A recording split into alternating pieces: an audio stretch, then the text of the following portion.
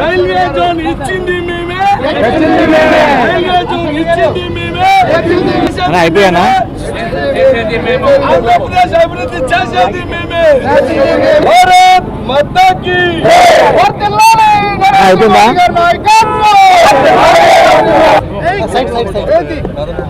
ఈరోజు చాలా సంతోషకరమైన రోజు విశాఖ పుర ప్రజలకి, అట్లాగే ఉత్తరాంధ్ర జిల్లాల వారికి, అట్లాగే ఆంధ్ర రాష్ట్రంలో ఉన్న ప్రజలకి కూడా.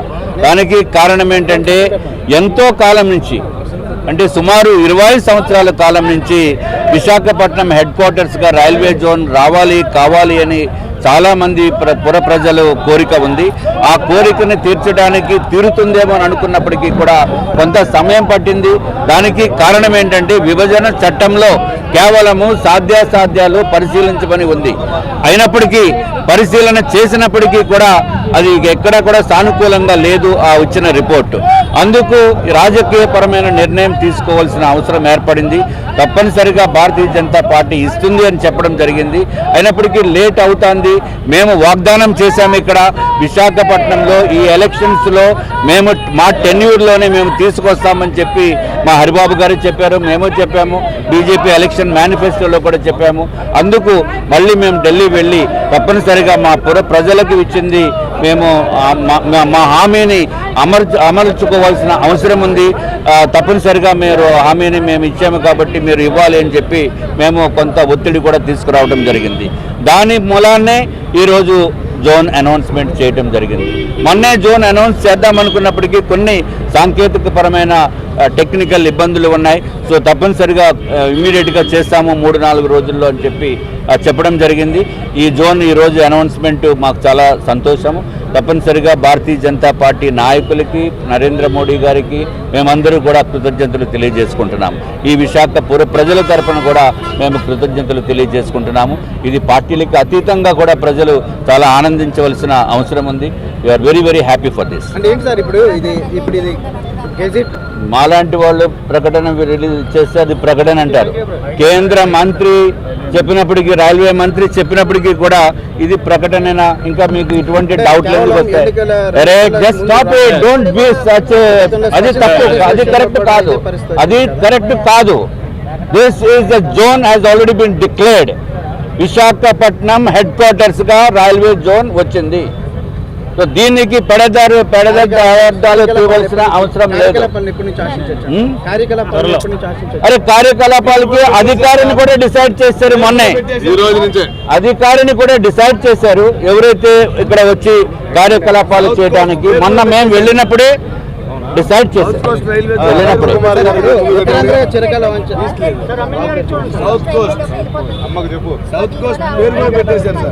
ఏం అన్యాయం జరగదమ్మా, ఎవరు అన్యాయం జరిగిందని అనుకోవటం అది రాజకీయ పార్టీల తాలూకా నైజం కింద ఉంటుంది తప్ప ఇది అన్యాయం ఎవరు జరగదు. ఏం అన్యాయం జరుగుతుంది? టికెట్ రేట్లు ఏమన్నా పెరిగిపోయినాయా చెప్పండి? లేదా ప్లాట్ఫామ్ టికెట్ రేట్లు పెరిగిపోయినాయా? మీ జేబులోంచి ఎక్స్ట్రా ఏం అవుతాయి? మనకి ఇంకా అన్ని ఫెసిలిటీస్ ఎక్కువ అవుతున్నాయి. ఎక్కువ అయినప్పటికీ కూడా ఏదో అన్యాయం జరిగిపోయిందని మాట్లాడటం అనేది సమంజసం కాదు. మీకేమి నష్టము? మీకేమైనా నష్టమా చెప్పండి? అరే ఎక్కడైనా కేంద్ర ప్రభుత్వానికి వెళ్తుంది. మీరు ఒకటే గుర్తుంచుకోండి, కేంద్ర ప్రభుత్వానికి వెళ్ళే డబ్బు ఇక్కడ నుంచి వెళ్తుందా, లేకపోతే ఒరిస్సా నుంచి వెళ్తుందా, లేకపోతే కేకే లైన్ నుంచి వెళ్తుందా, ఇంకా వేరే పార్టీ లైన్ నుంచి వెళ్తుందా అనేది కాదు ఇక్కడ ఇష్యూ. ఇక్కడ మన ప్రజలకి కోరిక హెడ్ క్వార్టర్స్గా ఉండాలి. దాని మూలాన్ని అన్ని సదుపాయాలు మనకి ఎక్కువ రావాలి. That is the main reason. So అది కేవలము అంత సింపుల్గా మీరు అనుకుంటే కాదు. ఇది చాలా చాలా కష్టపడి తీసుకొచ్చిన విషయం. ఇది మేము ఇంతకంటే బయటికి మేము చెప్పుకోలేనటువంటి విషయాలు కూడా ఉంటాయి. ఇది we are very much thankful to our party leaders for accepting our request. దీంట్లో సందేహం లేదు. అందరికీ నమస్కారం. ఏదైతే ఈరోజు ఉత్తరాంధ్ర ప్రజల చిరకాల వాంఛ, సుమారుగా 25 సంవత్సరాలుగా ఉన్న డిమాండు ఈరోజు పరిష్కరించబడటం, విశాఖ కేంద్రంగా రైల్వే జోన్ను ప్రకటించిన సందర్భంలో కేంద్ర రైల్వే మంత్రి పీయూష్ గోయల్ గారికి అలాగే ప్రధానమంత్రి నరేంద్ర మోడీ గారికి ఇటు బీజేపీ శ్రేణుల తరఫున ఉత్తరాంధ్ర ప్రజల పక్షాన కూడా హృదయపూర్వకంగా ధన్యవాదాలు తెలియజేసుకుంటూ ఏదైతే ఆనాటి బైఫర్కేషన్ యాక్ట్లో పరిష్కరించవలసిన సమస్యలు ఏదైతే ఉన్నాయో దీనికి 10 సంవత్సరాల కాల వ్యవధి లోపల పరిశీలించి పరిష్కరించాలనే పద్ధతి ఉన్న పనిచేసే ప్రభుత్వంగా నరేంద్ర మోడీ గారి ప్రభుత్వం కేవలం 5 సంవత్సరాల్లోనే 95% హామీలను పరిష్కరించిన సందర్భం ఏదైతే ఈరోజు రైల్వే జోన్ కోసం ఉత్తరాంధ్ర ప్రజల చిరకాల వాంఛని వాళ్ళ సాకారం చేసిన సందర్భంలో పెద్ద ఎత్తున ఉత్తరాంధ్ర ప్రజలతో పాటుగా భారతీయ జనతా పార్టీ కార్యకర్తలు కూడా పెద్ద ఎత్తున ఆనందాన్ని వ్యక్తం చేస్తున్న సందర్భంలో ఈ ఆంధ్రప్రదేశ్ ప్రజల తరఫున అటు రైల్వే మంత్రి పీయూష్ గోయల్ గారికి ప్రధాని నరేంద్ర మోడీ గారికి హృదయపూర్వకంగా ధన్యవాదాలు తెలియజేసుకుంటున్నాం. ఎందుకంటే వాటర్ డివిజన్ రాయగఢ ఎక్కడ చేసాము, రాయగఢ డివిజన్ చేశాము. విశాఖ కేంద్రంగా అటు గుంతకల్లు, గుంటూరు, విజయవాడ డివిజన్లతో కలిపి ఏర్పాటు చేస్తాం. ఎట్టకేల కేంద్ర ప్రభుత్వం గత్యంతరం లేనటువంటి పరిస్థితుల్లో చివరి నిమిషంలో ఇంకో 3 రోజుల్లో ఎన్నికల నోటిఫికేషన్ వచ్చేటటువంటి పరిస్థితిలో విశాఖ కేంద్రంగా రైల్వే జోన్ ప్రకటన వచ్చింది. అయితే ఇది కూడా మోసపూరితమైనటువంటి ప్రకటనగానే మేము భావిస్తా ఉన్నాం. ఇక్కడ ఉత్తరాంధ్ర ప్రజలు ఏదైతే కోరుకున్నారో దానికి భిన్నమైనటువంటి పద్ధతుల్లో ఈ ప్రకటన వచ్చింది.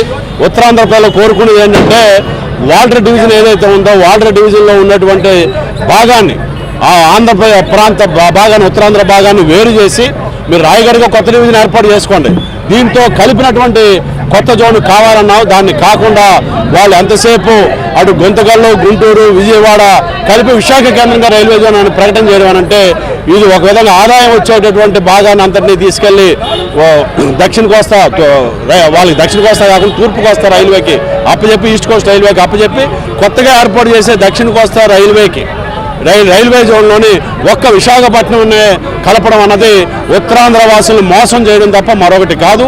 ఈ ప్రకటన కూడా ఇప్పుడు ఎందుకు చేశారనంటే 4 సార్లు పార్లమెంట్లో ప్రశ్నలు వేశారు పార్లమెంట్ సభ్యులు, మీరు రైల్వే జోన్ సంగతి ఏం చేశారనండి. అంటే ఇది సాధ్యం కాదు అని 4 సార్లు చెప్పి ఇప్పుడు చెప్పారంటే వాళ్ళకి ముఖం చెల్లక ఈ ఆఖరికి ఇది కానీ ప్రకటన చేయకపోతే మన ఆంధ్రలో తలెత్తుకొని తిరగలేనటువంటి పరిస్థితి దాపురించిందని చెప్పని ముఖం చెల్లకే ఈరోజు బీజేపీ వాళ్ళు ప్రకటన చేశారు తప్ప మామూలుగా ఉత్తరాంధ్ర ప్రజల మీద అభిమానంతో ఈ ప్రకటన చేశారని చెప్పని మేమైతే భావించడం లేదు. ఏదేమైనా రైల్వే జోన్ సాధన సమితి నుంచి ఖచ్చితంగా మేము వాటర్ డివిజన్లో ఏదైతే భాగాన్ని అటు రాయగఢ డివిజన్లో కలిపారో దాన్ని తిరిగి మళ్ళీ ఇటు దక్షిణ కోస్తా కొత్తగా ఏర్పాటు పోయేటటువంటి దక్షిణ కోస్తా రైల్వే జోన్లో కలిపేంత వరకు మా పోరాటాన్ని కొనసాగిస్తామని చెప్పని తెలియజేస్తాం.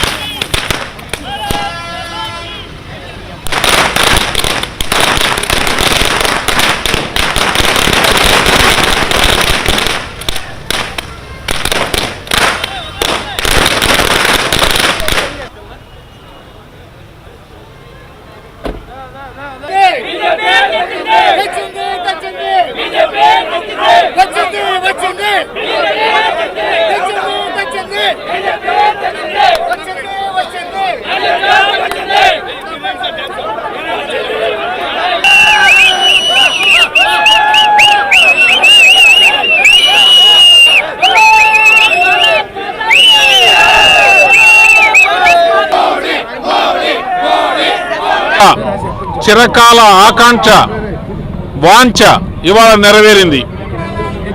నరేంద్ర మోడీ గారి యొక్క నాయకత్వంలో ఉన్న ప్రభుత్వం ఏదైతే ఆంధ్రప్రదేశ్ అభివృద్ధికి కట్టుబడి ఉన్నామని పునర్వ్యవస్థీకరణ చట్టం హామీలను నెరవేరుస్తామని ఇచ్చిన మాటకు అనుగుణంగా ఇవాళ రైల్వే జోన్ ప్రకటించడం పట్ల నేను ఆంధ్రప్రదేశ్ ప్రజల తరఫున ప్రధానమంత్రి నరేంద్ర మోడీ గారికి, రైల్వే మంత్రి పీయూష్ గోయల్ గారికి, బీజేపీ జాతీయ అధ్యక్షులు అమిత్ షా గారికి నేను హృదయపూర్వక ధన్యవాదాలు తెలియజేస్తున్నాను. రాష్ట్రం విడిపోయిన నాటి నుంచి ఆనాడు కేంద్ర మంత్రిగా ఉన్న వెంకయ్య నాయుడు గారు చాలా పట్టుదలతో ఆంధ్రప్రదేశ్కు విశాఖ రైల్వే జోన్ రావాలని చెప్పి గట్టిగా కృషి చేశారు. వారు ఉపరాష్ట్రపతి అయిన తర్వాత కూడా శ్రద్ధ వహించారు.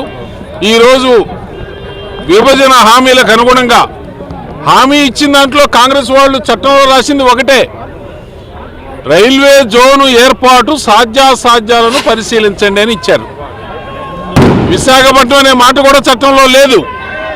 కానీ విశాఖపట్నం కేంద్రంగా రైల్వే జోన్ రావాలని చెప్పి ఫీజిబిలిటీ స్టడీ కోసం వేసినటువంటి కమిటీ ఇది సాధ్యం కాదని చెప్పి రిపోర్ట్ ఇచ్చారు. అయినప్పటికీ కూడా నరేంద్ర మోడీ గారి యొక్క ప్రభుత్వం చట్టంలో చెప్పారు, ఫీజిబిలిటీ ఎగ్జామిన్ చేయమన్నారు. ఫీజిబిలిటీ ఎగ్జామిన్ చేయమంటే మేము కమిటీ వేశాం, కమిటీ సాధ్యం కాదని చెప్పింది కాబట్టి మేము ఏర్పాటు చేయమని చెప్పుండొచ్చు. కానీ కమిటీ నివేదిక వ్యతిరేకంగా ఉన్నప్పటికి కూడా ఏ విధంగా ఆంధ్ర ప్రాంత ప్రజల యొక్క అభీష్టాన్ని నెరవేర్చాలనేటువంటి ఉద్దేశంతో భాగస్వాములందరితో కూడా మాట్లాడి రైల్వే జోన్ని ఏ విధంగా సాధ్యం చేయాలనే ప్రయత్నం చేసి, ఇది చాలా సంక్లిష్టమైన సమస్య అయినప్పుడు కూడా ఇవాళ పరిష్కారం చేసి విశాఖ రైల్వే జోన్ ప్రకటించడం అనేది ఇది ఆంధ్ర ప్రజలకు ఇచ్చినటువంటి కానుక. దీనికి ప్రత్యేకించి మేము ప్రధానమంత్రి నరేంద్ర మోడీ గారికి హృదయపూర్వక ధన్యవాదాలు తెలియజేస్తున్నాం. ప్రత్యేక రైల్వే జోన్ విశాఖ కేంద్రంగా కావాలి అనేటువంటిది ఇవాళ నెరవేరినటువంటి సందర్భంలో ఉత్తరాంధ్ర ప్రజలందరికీ కూడా మా శుభాకాంక్షలు మేము తెలియజేస్తున్నాం. అదేవిధంగా ఇందాక చెప్పినట్లుగానే చాలా సంక్లిష్టమైనటువంటి విషయం అయినప్పటికీ కూడా దానికి ఒక పరిష్కార మార్గాన్ని చూపించి మాకు ప్రత్యేక రైల్వే జోన్ ఇచ్చినటువంటి సందర్భంలో పీయూష్ గోయల్ గారికి, నరేంద్ర మోడీ గారికి కూడా మేము ఉత్తరాంధ్ర ప్రజల తరఫున మా ధన్యవాదాలు కూడా మేము తెలియజేసుకుంటున్నాం. అదేవిధంగా మాకు అన్ని విధాలా కూడా మాకు తన సహకారాన్ని అందిస్తూ మాకు మార్గదర్శకంగా ఉన్నటువంటి మా జాతీయ అధ్యక్షులు అమిత్ షా గారికి కూడా మా హృదయపూర్వక ధన్యవాదాలు మేము తెలియజేసుకుంటున్నాం. ఎందుకంటే వారి చొరవ వల్ల కూడా చాలా వరకు ఈ సమస్యకి పరిష్కారం దొరికిందని చెప్పి మేము అందరం కూడా భావిస్తున్నాం. నేను ఇక్కడ నుండి ప్రాతినిధ్యం వహిస్తున్నటువంటి ఆనాటి నుండి కూడా నేటి వరకు దీని మీద పోరాటం చేస్తూ వచ్చాము. అప్పుడు అధికారంలో ఉన్నటువంటి ప్రభుత్వం తన చిత్తశుద్ధిని చాటకపోయినా ఇవాళ భారతీయ జనతా పార్టీ నాయకత్వంలో ఉన్నటువంటి కేంద్ర ప్రభుత్వం, నరేంద్ర మోడీ గారి నాయకత్వంలో ఉన్నటువంటి కేంద్ర ప్రభుత్వం ఇవాళ తన చిత్తశుద్ధిని, ఆంధ్ర రాష్ట్ర అభివృద్ధి పట్ల భారతీయ జనతా పార్టీ చిత్తశుద్ధి లేదు అని చెప్పి చాలా మంది వ్యాఖ్యానించినటువంటి సందర్భంలో భారతీయ జనతా పార్టీ తన చిత్తశుద్ధిని చాటుకున్నది అని చెప్పి ప్రజలందరూ గమనిస్తారని చెప్పి మేము అందరం కూడా భావిస్తున్నాం.